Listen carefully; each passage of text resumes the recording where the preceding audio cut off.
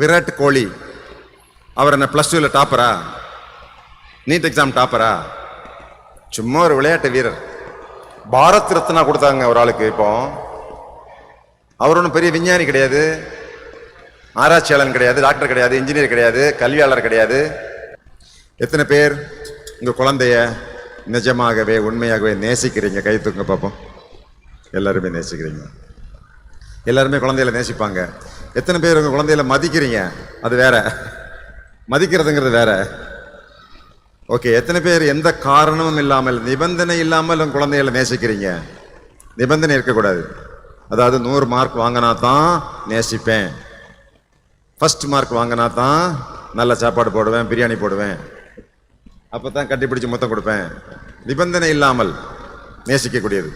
அவர் நல்ல சாமி பார்த்தீங்கன்னா நிபந்தனை இல்லாமல் ஒரு பெரிய விஷயத்துக்காக போராடுறாரு இல்லைங்க. என்னங்க, எந்த லாபமும் கிடையாது, எந்த நிபந்தனையும் கிடையாது, ஒரே குறிக்கோள். அதுபோன்ற தீவிரமா குழந்தைகள் நேசிக்கிறீங்களா? சரி, எத்தனை பேர் இந்த வருஷம் உங்க குழந்தைய அடிச்சிங்க பார்த்தீங்களா? ஓகே, எத்தனை பேர் இந்த மாசம் உங்க குழந்தைய திட்டினீங்க? ஓகே, குழந்தைகளை அடிப்பதும் குழந்தைகளை திட்டுவதும் மனித உரிமை மீறல்கள். நாகரிகமான உலகில் குழந்தைகளை அடிப்பது கிடையாது. சில நாட்களுக்கு முன்னாடி சட்டசபையில் கூட ஒரு எம்எல்ஏ பேசியிருக்காரு. குழந்தைகளை அடிக்காமல் இருக்கனால தான் கெட்டு போயிட்டாங்க, ஆசிரியர்கள்லாம் கம்பை பிடிங்கிட்டாங்க, அதனால தான் குழந்தைகளுக்கு ஒழுக்கம் குறைஞ்சி போச்சு அப்படின்னு சொல்லியிருக்காரு. அது ஒரு வகையில் உண்மையாக இருந்தாலும் நாகரிகமான உலகத்தில் குழந்தைகளை இப்போ யாரும் அடிக்கிறது கிடையாது. ஏன் குழந்தைகள் அடிக்கிறது இல்லைன்னா, நாங்களாம் அடிப்பட்டு தான் வளர்ந்தோம். எங்கள் அம்மா நல்லா அடிப்பாங்க, எங்கள் ஆசிரியர்கள் நல்லா அடிப்பாங்க. ஏன்னா உண்மை என்னென்னா, அடிக்காமல் இருந்தாலும் நல்லா படிச்சிருப்போம் இல்லைங்களா? அப்படி இன்னைக்கு அறிவியல் உலகம், உளவியல் நமக்கு சொல்லி தருது. இராணுவத்தில் அடிப்பாங்க. அது ரோமாபுரியிலிருந்து, அசோக சக்கரவர்த்தியிலிருந்து, ஹர்ஷவர்தன் பீரியட்லேருந்து, முகலாய பீரியடில் இராணுவத்தில் வீரர்களை அடிப்பார்கள், சாட்டையால் அடிப்பார்கள். ஆனால் அடித்த பிறகு அந்த வீரன் இராணுவத்தில் தொடர முடியாது. ஏனென்றால் அவருடைய கௌரவம் இழந்து போய்விட்டது. கௌரவம் இல்லாதவன் ஒரு இராணுவத்தில் இருக்க முடியாது. எனவே தான் இந்த அடிக்கிறது எல்லாம் இப்போ ஒழிச்சிட்டாங்க. காவல்துறையில இப்போ அடிக்கிறது இல்லைங்க, நிலைமை இருக்கு இப்போ. அப்படி இருக்கும்போது நம்ம பிள்ளை எதுக்குங்க அடிக்கணும் அப்படிங்கிறது தான். நான் குழந்தைகளை நீங்கள் நேசிக்கிறீங்கன்னு கேட்டேன், மதிக்கிறீங்களும் கேட்குறேன். அது ரெண்டும் வேண்டாங்க. குழந்தைகளை புரிந்து கொள்ளுங்கள். All of you try to understand your children. அது போதும். குழந்தைகளை பொறுத்த வரைக்கும் அவர்களை நீங்கள் உளவியல் ரீதியாக புரிந்து கொள்ள வேண்டும். உளவியல் என்ன சொல்றாங்க தெரியுங்களா? குழந்தைகளுக்கு சாப்பாடு மட்டும் போதாது, துணிமணி மட்டும் போதாது, நல்ல பள்ளிக்கூடத்தில் சேர்த்து விட்டால் போதாது, குழந்தைகளுக்கு நிறைய பாராட்டுகள் தேவைப்படுகிறது. பாராட்ட வேண்டும். உளவியல். குழந்தைகளுக்கு ஒரு சில விஷயங்களுக்காக இயங்குகிறார்கள், அன்புக்காக இயங்குகிறார்கள். ஞாபகத்தில் வச்சுக்கோங்க. அதனால தான் என்ன சொல்றாங்க, ஒரு நாளைக்கு 3 முறை குழந்தைகளை வெளிப்படையாக அன்பு செலுத்துங்கள். காலையில் 1 முறை கட்டி அணைத்து முத்தம் கொடுங்க, நான் உன்னை நேசிக்கிறேன். ஸ்கூலுக்கு போகும்போது கட்டி அணைத்து உன்னை நேசிக்கிறேன். ஸ்கூல்லேருந்து வந்த உடனே இந்த மாதம் மேத்ஸ் எக்ஸாமினேஷன் பாஸ் பண்ணியா ஃபெயில் ஆனியான்னு கேட்காதீங்க, அது அப்புறம் கேட்டுக்கலாம். எப்படி இருந்தது ஸ்கூல், நல்லா இருந்ததா, கட்டி அணைச்சி முத்தம் கொடுங்க. இதுதான் குழந்தைகளுக்கு அடிப்படை உணவு என்று வில்லியம் ஜேம்ஸ் என்கிற சைக்காலஜிஸ்ட் சொல்றார். குழந்தைகளுக்கு அடிப்படையாக தேவைப்படக்கூடியது பாராட்டு. எப்போ பாராட்டு தேவைப்படும் தெரியுங்களா? எப்போ உங்க மகன், உங்களது மகள் தோல்வி அடைகிறானோ, துவண்டு கிடக்கிறானோ, வலி எடுக்கிறதோ, வேதனை எடுக்கிறதோ, உடம்பு முடியாமல் இருக்கோ, கிளாஸில் யாராவது திட்டிருப்பாங்க, அந்த நேரத்தில் தான் அவனுக்கு அன்பு பாராட்டு அதிகமாக தேவைப்படுகிறது. குழந்தைகளை ஏன் அடிக்கக்கூடாதுன்னு நான் சொன்னேன் அப்படின்னா, ஏன் குறை கூறக்கூடாதுன்னு சொன்னேன்னா, குறை கூறி வளர்க்கும் குழந்தை மற்றவர்களை வெறுக்க கற்றுக்கொள்ளுகிறது. நான் எனது மாணவர்கள், ஐஏஎஸ் படிக்கிற மாணவர்கள்ட்ட சொல்லுவேன், இந்த உலகத்தில் உள்ள எல்லாருமே உன்னை வெறுத்தாலும் கவலைப்படாத, ஆனால் நீ உலகத்தில் யாரையும் வெறுக்கக்கூடாது. அதுதான் பெரிது. ஒரு மனிதனை இப்போ அவர் நல்லசாமியை கொண்டு ஒரு சிலர் வெறுக்கலாம். எல்லாரும் விரும்ப மாட்டாங்க. சைலேந்திர பாபு எல்லாரும் விரும்ப மாட்டாங்க.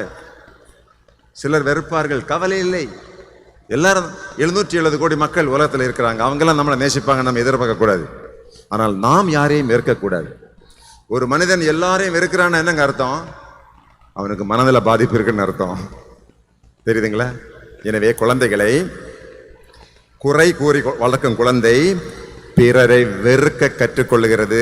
குறையே சொல்லாதீங்க தாய்மார்களே. குழந்தைகளை அண்ணன் பையனை பாத்தியா, நீட் எக்ஸாம் பாஸ் பண்ணி டாக்டர் ஆகிட்டான் பாத்தியா, நீ இருக்கிறிய அப்படின்னு சொன்னா அந்த குழந்தை உங்களை பார்த்து, அம்மா உன்னை விட பெரியம்மா எவ்வளவு நல்லா சமைக்கிறா பாத்தியா அப்படின்னு சொன்னா உங்களுக்கு என்ன கெட்ட கோபம் வரும்?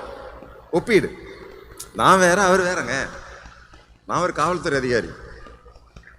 நல்லசாமி ஒரு சமூக செயல்பாட்டாளர், ஒரு ரெவல்யூஷனரி அப்படின்னு சொல்லலாம். இது டிஃப்ரெண்ட். நான் அரசு ஊழியன். ஒப்பிடக்கூடாது. அதே மாதிரி உங்க குழந்தைய இன்னொரு குழந்தையோட ஒப்பிடக்கூடாதுங்க. விராட் கோலி அவர் என்ன +2ல டாப்பரா, நீட் எக்ஸாம் டாப்பரா? சும்மா ஒரு விளையாட்டு வீரர். பாரத் ரத்னா கொடுத்தாங்க ஒரு ஆளுக்கு. இப்போ அவர் ஒன்றும் பெரிய விஞ்ஞானி கிடையாது, ஆராய்ச்சியாளன் கிடையாது, டாக்டர் கிடையாது, இன்ஜினியர் கிடையாது, கல்வியாளர் கிடையாது. சச்சின் தெண்டுல்கர்ங்கிற விளையாட்டு வீரன். அவருக்கு என்ன பட்டம் கொடுத்திருக்காங்க? பாரத் ரத்னா. இந்தியாவிலேயே இந்திய குடிமகனுக்கு கிடைக்கக்கூடிய மிக உயர்ந்த பதவியை கொடுத்திருக்காங்க, உயர்ந்த பதக்கம். அவருக்கு ஒரே ஒண்ணுதான் தெரியும், ஒண்ணுதான் தெரியும், கிரிக்கெட் விளையாடுவார், அவ்வளவுதான். அப்ப எவ்வளவு மரியாதை பாத்தீங்களா? எனவே அடக்கி வளர்க்கும் குழந்தைகளை அடக்கி அவனை அடிச்சு துன்புறுத்தி வளர்த்துனீங்கன்னா சண்டையிட கற்றுக்கொள்ளும். 10 வயசு வரைக்கும் அடி வாங்குவான், 15 வயசுக்கு அப்புறம் ஏத்து நிற்பான், 20 வயசுல உங்களே அடிப்பான். சண்டையிட கற்றுக்கொள்ளும். கேலி செய்யப்படும் குழந்தைகளை கேலி செய்யவே கூடாதுங்க. நம்ம சமுதாயத்தில் வழக்கமா செய்யக்கூடியது. அவன் நம்பிடுவான். நீ மடையன்னு சொல்லுவீங்க. அப்படிங்களா, நான் மடையனா? நம்பிடுவாங்க. உலகத்திலே சிறந்த ஒரு தன்னம்பிக்கை பேச்சாளர் இருக்காரு, லீ பிரவுன். அவன் சொல்றான், நான் 18 வயசுல பள்ளிக்கூடத்தில் சொன்னாங்க நீ ஒரு மடையன் அப்படின்னு சொல்லிட்டாங்க, உனக்கு அறிவு கிடையாது, யூ ஆர் பூர் ஐக்யூ, மூளை இல்லைன்னு சொல்லிட்டாங்க. நான் நம்பிட்டான். அடுத்த நாள் ஸ்கூலுக்கே போகல. ஒரு தனியார் கம்பெனியில் வேலை பார்த்தான். சொந்தமா படிச்சான், தொடர்ந்து படிச்சான். பிற்காலத்தில் அவனது பேச்சு எல்லாரும் கேட்க ஆரம்பிச்சிட்டாங்க. உலகமே வியந்த பேச்சாளன். அவனுக்கு $1 மில்லியன் ஒரு இடத்துல பேசுறதுக்கு அவனுக்கு 8 கோடி ரூபாய் சம்பளம். அப்ப சொன்னான், ஒரு ஆள்கிட்ட போய் கேட்டிருக்கான், இந்த மாதிரி நான் மடையன்னு சொல்லிட்டாங்க, என்ன பண்ணலாம், வா டெஸ்ட் பண்ணி பார்ப்போம், ஐக்யூ டெஸ்ட் பண்ணுவான்னு சொல்லிட்டு ஐக்யூ டெஸ்ட் பண்ணா ஐக்யூ 160. அப்படின்னா மிக உயர்ந்த சிறந்த அறிவாளி. அதுக்கு பிறகு படிச்சானா. குழந்தைகளை தயவு செஞ்சு கேலி செய்யாதீங்க. அவமானப்படுத்தக்கூடிய குழந்தை குற்றவாளி ஆகி விடுகிறது. ஊக்குவிக்கப்படும் குழந்தைகள் மன வலிமை பெறுகிறது. புகழப்படும் குழந்தைகள் பிறரை பாராட்ட கற்றுக்கொள்கிறது. நல்ல பண்பு. நம்ம தமிழ் சமுதாயத்தில் ரொம்ப குறைவா இருக்கக்கூடிய பண்பு மற்றவங்களை பாராட்டுறது. ஒரு தலைமை காவலர் நல்ல ஒரு பெரிய சிறந்த வேலையை செஞ்சிருப்பாரு, இந்த உயர்ந்த அதிகாரி பாராட்ட மாட்டாரு, நான் தான் செஞ்சேன்னு சொல்லுவாரு. பாராட்டக்கூடிய பண்பு ஒரு சிறந்த பண்பு. நீங்க குழந்தைகளை பாராட்டிங்கன்னா அந்த குழந்தை மற்றவர்களை பாராட்டும். நேர்மையோடு வளரும் குழந்தை நியாயத்தை கற்றுக்கொள்கிறது. நட்போடு வளரும் குழந்தைகள். இப்பெல்லாம் பாத்தீங்கன்னா அப்பாவும் மகனும் நண்பர்கள் மாதிரி தான் இருக்கிறாங்க. அந்த காலத்துல அப்பாவை பார்த்தா பயந்து ஓடுவாங்க இல்லைங்களா, பக்கத்தில் நிற்க முடியாது. என் பையன் மெசேஜ் கொடுத்துருக்கான், friendship day, happy friendship day daddy. யாரு? எங்க அப்பனுக்கு. பையன் எழுதக்கூடிய வாழ்த்து செய்தி. நம்ம நண்பர்களாம். இப்போ அந்த மாதிரி ஆயிப்போச்சு. குழந்தைகள் நண்பர்களை தான் நம்ம நடத்தணும். அப்படின்னா அந்த குழந்தைகள் நியாயத்தை கற்றுக்கொள்கிறது, மற்றவர்களை நேசிக்க கற்றுக்கொள்கிறது. நான் முதல்ல சொன்ன மாதிரி எல்லா நபர்களும் நம்மளை வெறுத்தாலும் கவலை இல்லை, நாம் மற்றவர்களை வெறுக்கக்கூடாது அப்படிங்கிற மனநிலை நமது குழந்தைகளை நம்ம வளர்க்க வேண்டும். இந்த சூழ்நிலையில் உங்களுக்கு ரகசியத்தை சொல்லிடுறேன். முதல்ல உங்களை பாராட்டுகிறேன். உங்கள் குழந்தைக்கு ஒரு நல்ல கல்வி கொடுக்கணும். அவர் நல்ல கண்ண சொன்ன மாதிரி அடுத்த தலைமுறை திறமை வாய்ந்த தலைமை பண்பு உள்ள உலகத்தையே ஆளும் ஆளுமைகளை உருவாக்க வேண்டும் என்க நல்ல எண்ணத்தில் குழந்தைகளுக்கு நல்ல கல்வி கொடுப்பதற்காக இங்கே நல்ல கல்லூரியில் சேர்த்திருக்கிறீங்க. உங்களது குழந்தைகளுக்கு நல்ல ஒரு எதிர்காலம் இருக்கிறது. All of your children have a bright future. எப்படி சார் சொல்றீங்க? நான் வரும்போது அந்த குழந்தைகள் அவங்களுடைய ஸ்கவுட்டு, ரெட் கிராஸ், அவங்க என்ன வரவேற்ற விதம், மன மகிழ்ச்சியோட வரவேற்ற விதம், இந்த மாணவிகள் ரேச்சல் இவங்கெல்லாம் நிகழ்ச்சியையே மாணவிகள் தான் நடத்துறாங்க. பாத்தீங்களா? ஆசிரியர்கள் நடத்தலைங்க. ஆண்டு விழாவை நடத்துவது வாங்க வாங்க மாணவ செல்வங்கள் வாங்க, ஆளுக்கு ஒரு பிரைஸ் கொடுத்துருவோம். All the compères please come, வாங்க வாங்க உங்களை அறிமுகப்படுத்தி வைப்போம். ஒரு புக் கொடுங்க சார், இந்த குழந்தைகள் கொடுக்குற மாதிரி கொடுங்க madam. Welcome, all the compères please come. Yeah, இதுக்கு பேர் தான் தலைமை பண்பு. அவங்களுக்கு பரிசு ஒன்று தயார் பண்ணுங்க. அதுக்குள்ளால உங்களுக்கு ஒரு சின்ன கதையை சொல்லிடுறேன். 1606 ஆண்டு இங்கிலாந்து நாட்டிலிருந்து 18,000 மைல் கடல்ல வந்து 1.5 ஆண்டுகள் ஒரு கப்பல்ல வந்து குஜராத்தில் உள்ள தப்தி நதிக்கரையில் இருக்கக்கூடிய சூரத்துங்கிற இடத்துல சில இளைஞர்கள் இறங்குகிறார்கள். எதுக்கு சார் வந்தீங்க? 18 மாதங்கள் கப்பல்ல கடல்ல இவ்வளவு கஷ்டப்பட்டு வந்தீங்களே, எதுக்கு வந்தீங்க? நாங்கள் ஜஹாங்கீரை பார்க்க வேண்டும். 1606. எதுக்கு? இந்திய நாட்டோடு வணிகம் செய்ய வேண்டும், அனுமதி வேண்டும். பார்க்க முடியாது, நம்ம ஒரு தஹசில்தார் மாதிரி அதெல்லாம் பார்க்க முடியாது, அவரெல்லாம் பார்க்க முடியாது. இல்லைங்க பார்க்கணுங்க, பரிசு கொண்டு வந்திருக்கிறோம், தங்கம் வைரம் வைடூரியம் எல்லாம் கொண்டு வந்திருக்கோம். அதை பிடுங்கிட்டாங்க. கடைசியில் கூட்டிட்டு போய் 1 வருஷம் கழிச்சு காட்டினாங்க. ஜஹாங்கீர் அவரு எம்பரர், இந்திய நாட்டினுடைய சக்கரவர்த்தி. எங்கிருந்து வந்தீங்க? இங்கிலாந்து. அவருக்கு இங்கிலாந்துங்கிற ஊர் இருக்கிறதே தெரியாது, ஒரு சின்ன தீவுங்க, அங்கிருந்து வாரோம். என்ன வேணும்? எங்களுக்கு வணிகம் செய்வதற்கு அனுமதி வேண்டும். வில்லியம் ஹாக்கின்ஸ் கேட்டான். அதெல்லாம் முடியாது, போங்க. திரும்பி போகும்போது வில்லியம் ஹாக்கின்ஸ் செத்தே போயிட்டான். அடுத்தபடியா தாமஸ் ரோ என்பவர் இதே மாதிரி 18 மாதங்கள் கடந்து வந்து அனுமதி கேட்கிறாங்க. அனுமதி கிடைச்சது, போனாங்க. வந்த உடனே ஆரம்பிச்சோம். சூரத், மச்சூலிப்பட்டினம், சென்னை, மெட்ராஸ், இன்னைக்கு மெட்ராஸ். வியாபாரம் பண்ணாங்க. வெள்ளூரை பிடிச்சாங்க, திருச்சியை பிடிச்சாங்க, மதுரையை பிடிச்சாங்க, சவுத் இந்தியா பிடிச்சாங்க, இந்தியா பிடிச்சாங்க, பர்மா, ஸ்ரீலங்கா, பங்களாதேஷ், பாகிஸ்தான், ஆப்கானிஸ்தான், இத்தனை நாடுகளையும் பிடிச்சாங்க. எப்படி பிடிக்க முடிஞ்சது? ஒரு சில இளைஞர்கள் இங்கிலாந்திலிருந்து கடல்ல வந்து இந்திய நாடை பிடிச்சி ஸ்கூலு, காலேஜ், ஆஸ்பத்திரி, கல்லூரிகள், road, railway station, taluka office, RTO office, collector office, police department, judiciary, இப்படி எல்லாமே கட்டி விட்டாங்களே வெள்ளைக்காரங்க. எதனால? ஒரு சில மனிதர்களால் எப்படி இந்த உலகத்தை ஆள முடிஞ்சது? 1910 ஆண்டு இங்கிலாந்து நாட்டு மக்கள் தங்களை விட 100 மடங்கு அதிக மக்களை ஆண்டு கொண்டிருந்தார்கள். எதனால்? ஒரே ஒண்ணுதாங்க, கல்வி, எஜுகேஷன். அவர்களுக்கு கப்பல் கட்ட தெரியும், அவர்களுக்கு கப்பல் ஓட்ட தெரியும், அவர்களுக்கு பீரங்கி தயார் பண்ண தெரியும், பீரங்கியை சுட தெரியும். இப்படி அவர்கள் கல்வி, கலை, கலாச்சாரம், ஆராய்ச்சி, தொழில்நுட்பம், அறிவியல், சொன்னார்ல, காட்டுக்கோழி, நாட்டுக்கோழி, கறிக்கோழி, காலத்தின் கட்டாயம். அறிவியல் நமது குழந்தைகளுக்குங்க அறிவியல்ல தான் எதிர்காலம் இருக்கு. நீங்க இன்னைக்கு பார்க்குற எல்லாமே அறிவியல் தான். இந்த பில்டிங் சிவில் இன்ஜினியரிங், இந்த லைட் போட்டிருக்காங்களே எலக்ட்ரிக்கல் இன்ஜினியரிங், இந்த மைக் பேசுறேன்ல எலக்ட்ரானிக் இன்ஜினியரிங், இந்த ஃபோன் வச்சிருக்கேன் பாருங்க, உங்கள்ட்ட என்ன பேசணும்னு கேட்டால் அதே எனக்கு சொல்லிக் கொடுக்குது. Artificial intelligence. வெள்ளாளர் வித்யாலயா வந்திருக்கிறேன், என்ன பேசலான்னு சொன்னா இந்த போனை எடுத்து கொடுக்குது, இதெல்லாம் பேசுங்க நல்லா இருக்கும். அதுக்கு பேர் ஆர்டிஃபிஷியல் இன்டெலிஜென்ஸ். நாம் காணும் எல்லாமே அறிவியல். நமது குழந்தைகளுக்கு அறிவியல்ல தான் பெரிய வாய்ப்பு இருக்கு.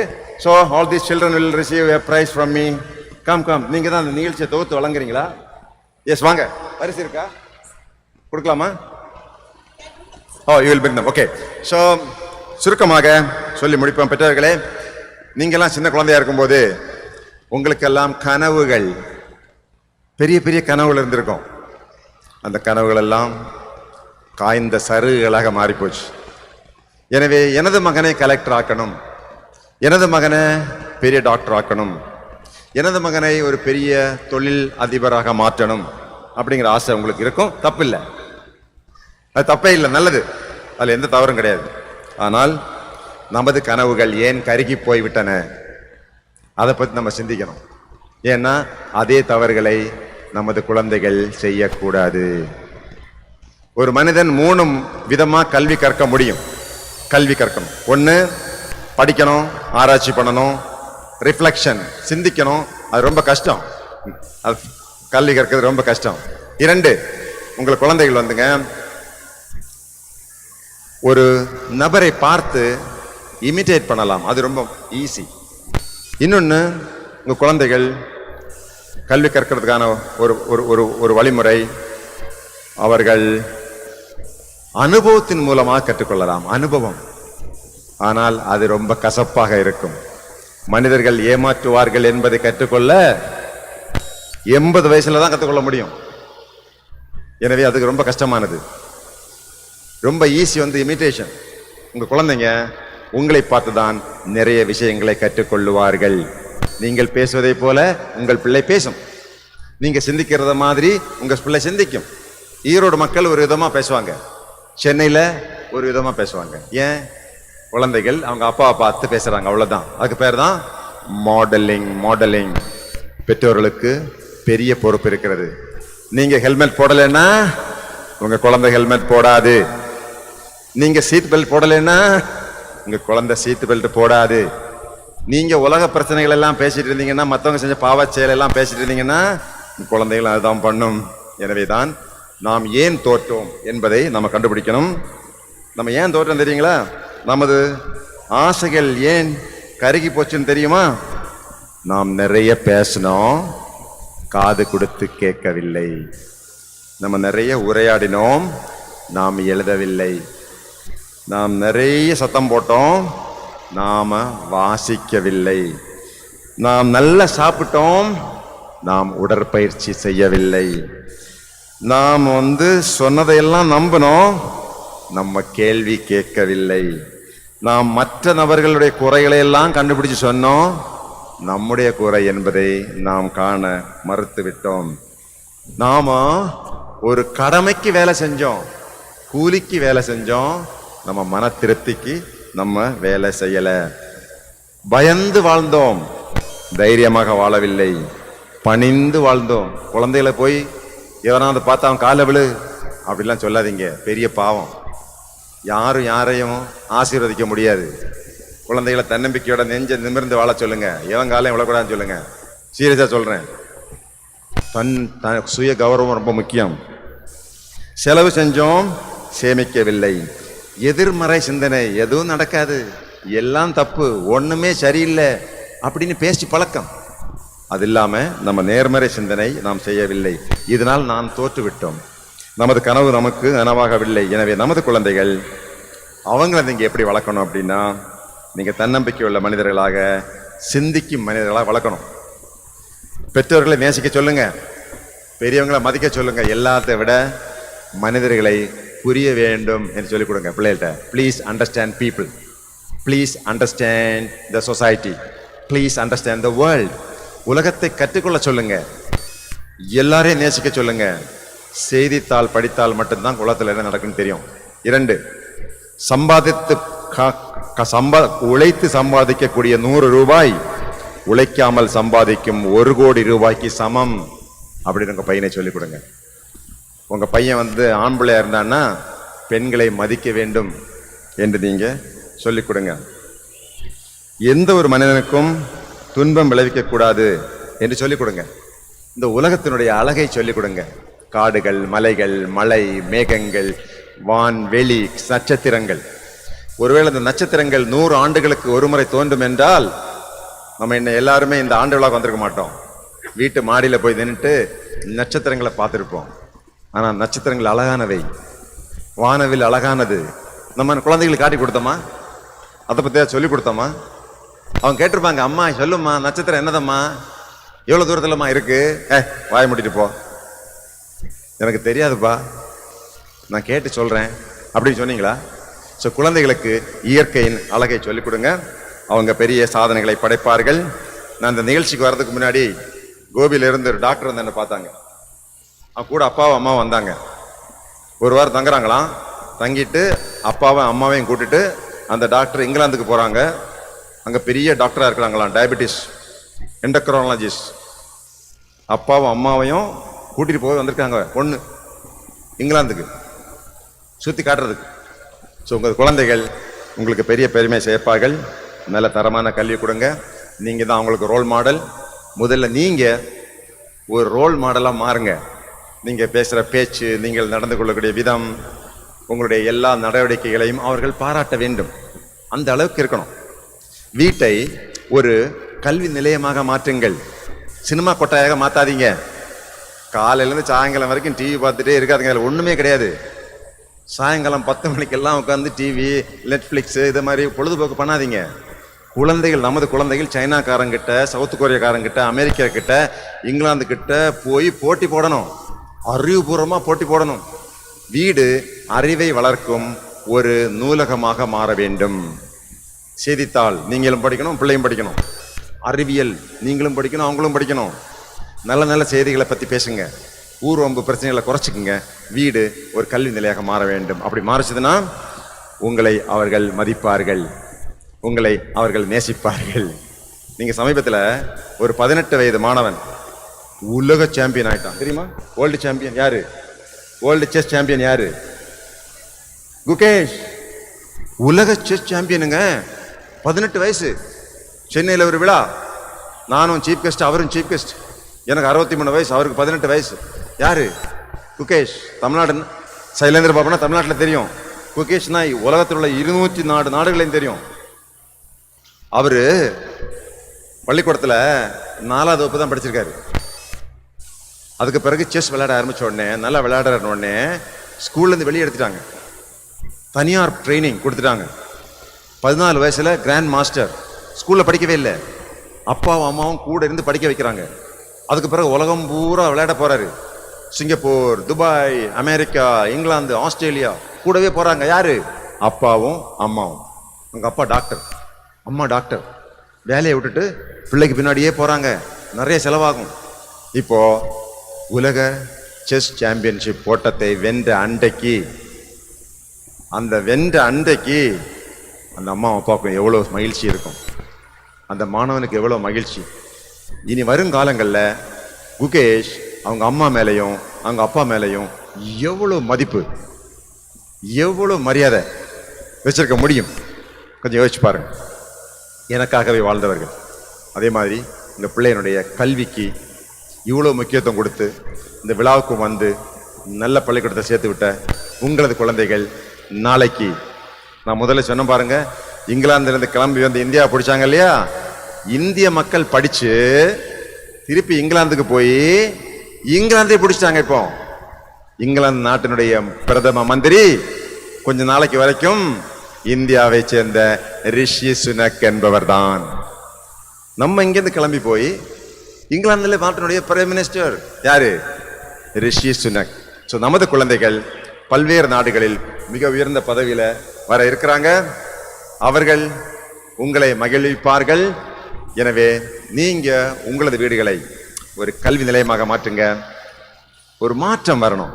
கலாச்சார மாற்றம், கல்வி கற்கும் மாற்றம், நூல் வாசிக்கும் மாற்றம் வர வேண்டும். பொழுதுபோக்கு குறைய வேண்டும். பேசுவது குறைய வேண்டும். மற்றவர்களை குறை சொல்வது குறைய வேண்டும். அப்படிப்பட்ட கலாச்சாரம் வரும்போது நமது பிள்ளைகள் நிறைய பேர் உலகத்தை ஆளுவார்கள். Wish you all the best and thank you very much for this great opportunity.